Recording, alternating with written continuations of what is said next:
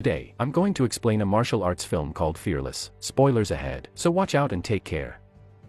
10-year-old Hui Yuanjia is the son of a martial arts master named Endi. Endi never allows Hua to take part in training, concerned about his asthma. However, the kid has a passion for Kung Fu. He tries his best to sneak into his father's classes to learn the basics of it. Hua's only friend is a nerdy kid named Jinsen, who does all of Hua's calligraphy homework, allowing him to train instead. Endi is the second best in martial arts in their town, which is soon about to change because he has been challenged by the best, Zhao. Hua is excited about the fight and confident that victory will fall into his father's lap. He has the upper hand in the match and is about to land a fatal blow on Zhao, but his beliefs and fair gameplay stop him from doing so. Taking advantage of his niceness, Zhao retaliates and wins the match dishonorably. Hua is heartbroken by the incident. Zhao's son challenges him to a fight when only the kids are together. Hua confidently takes the challenge on but is defeated in no time. At this moment, he vows to restore his family's name and be the best martial artist in Tianjin. He and Jin Suan go to his father's library and steal his book about martial arts. Using the book, he trains day and night without rest. When Hua finally thinks he is ready, he challenges Zhao's son to a fight again. Zhao accepts the challenge confidently but is instantly proven weak against the trained Hua.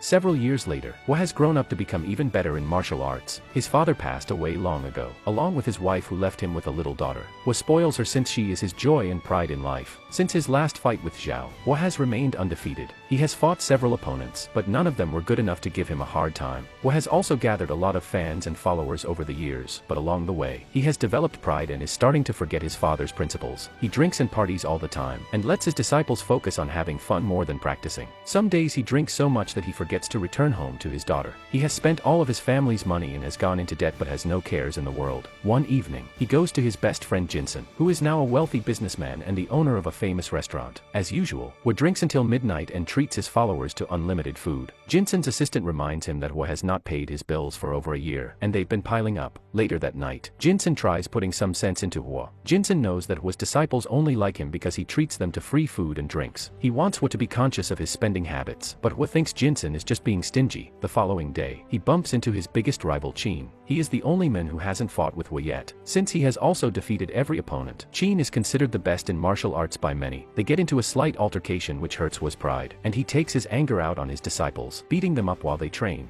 At night, one of his followers has to be brought to him on a stretcher. It turns out that Qin beat him up for some reason. Hua assumes that he did it out of spite and is filled with anger. In Jinsen's restaurant, Qin and his family are celebrating his birthday. Suddenly, Hua barges in with his people and starts drinking at a nearby table. Qin asks him to put their rivalry aside for the night because he doesn't want to fight, but Hua is in no mood to back down. Jinsen also tries to stop him but is in turn insulted. In a fit of rage, he breaks up their lifelong friendship. Now even angrier, he challenges Qin to a fight and asks him to kneel down if he doesn't want to accept. Everyone gets out of the restaurant for their safety, leaving the fighters alone. They get into an intense battle, both matching in skill and strength, but when anger takes over Hua, he doesn't play fair. He beats Qin up until he is exhausted and lands a life-threatening punch on his chest, causing him to die instantly. Hua returns home in the morning to see his mother's dead body on her bed. Qin's followers had her killed to take revenge on him. He cries mourning her death before suddenly realizing his daughter is also in the house. Upon walking into her room, he is met with the biggest surprise of his life. She is lying on her bed covered in blood. In her hand is a little pouch that she had promised to give him when he returned home. Broken by the deaths he has caused, Hua steps out of the house. When his disciples inform him that the man who was beaten up by Qin had insulted his wife, Hua realizes that Qin did not beat him up out of spite but for his wife's honor. Filled with guilt, regret, and sorrow, Hua doesn't see a reason for him to keep living. He boards the first ship and lies down in a corner, willing to go wherever it takes him.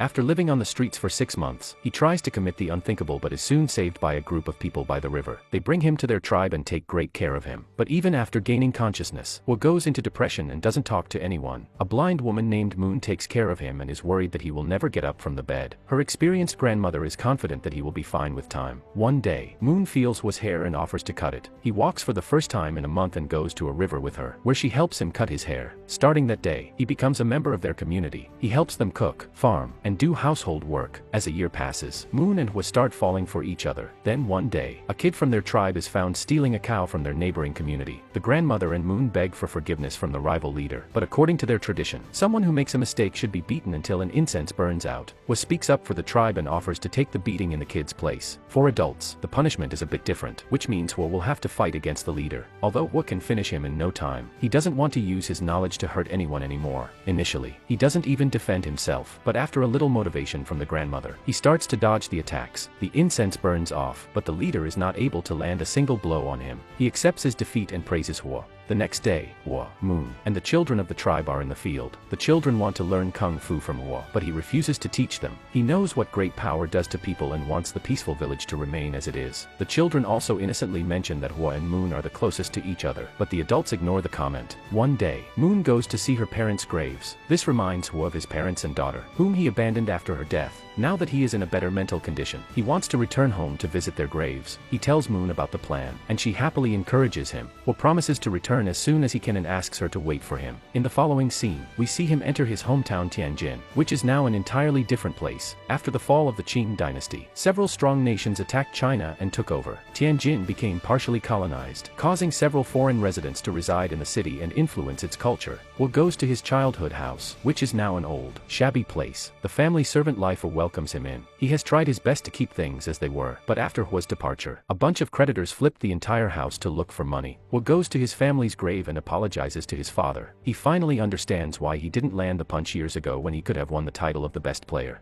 After that, he goes to apologize to Qin's family and bows down in front of his shrine. As he wanders around the city, he sees that a wrestler named Hercules O'Brien is challenging Chinese people in a fight. He has remained undefeated in every fight and is confident in the next victory. To conserve Chinese heritage, Hua wants to challenge him, but he will need some money for it. For his next step, he goes to Jinsen's place and apologizes for what happened years ago. He promises to have learned from his actions. When Jinsen finds out what he needs the money for, he doesn't waste time before handing it to him through an assistant. In the 1909 race club in Shanghai, Hercules goes against Hua. At first glance, someone as petite as Hua could never beat Hercules, who is double his size. Before the match begins, Hua requests that he and Hercules fight with honor and civility. Taking advantage of the language barrier, the announcer mistranslates Hua's request to "he wants to kick your butt," making Hercules laugh. The fight begins, and Hua instantly gains the upper hand as the match gets intense. Hua saves his opponent from being impaled on nails on the side of the ring. As a good sportsman, Hercules accepts his defeat, making Hua the victor. Hua gains fame from the single fight and is called to Shanghai, where he meets Jinsen. Jinsen proposes they form the Qin Wu Athletic Association, a place where they teach Chinese students the art of Kung Fu. That way, even with the constant foreign pressure, they can preserve their heritage.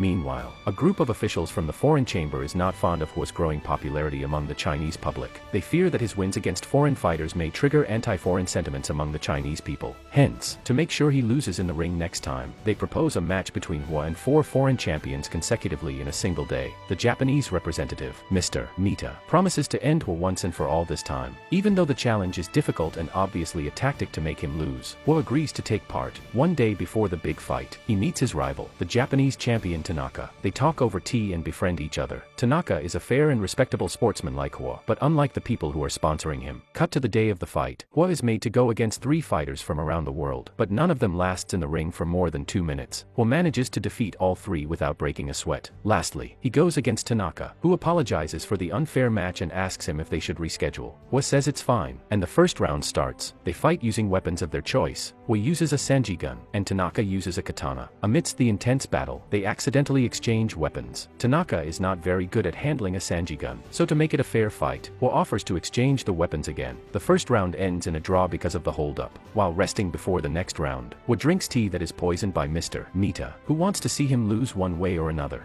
The round starts, but Hua collapses and starts coughing blood almost immediately. Tanaka demands that the match be halted for the safety of the fighter, but when Hua realizes he has been poisoned, he wishes to continue, as he is going to die anyway. Even when exhausted and seconds away from death, Hua manages to deliver a final blow to Tanaka's chest, using the same technique that killed Qin. However, he holds the punch back this time, learning from his mistakes, but just then, he collapses. Tanaka declares Hua the winner, knowing that he held back on the punch deliberately. In the end, Hua falls into his friend's arms and dies. Tanaka angrily belittles Mr. Mita for resorting to killing a man for the sake of his pride. He calls him a disgrace to Japan before storming off. In the last scene, Hua's spirit reaches the field outside Moon's house. She runs to him, sensing his presence even though she is blind. Subscribe for more videos like this, turn on notifications, and leave a like to help the channel out. Thank you for watching.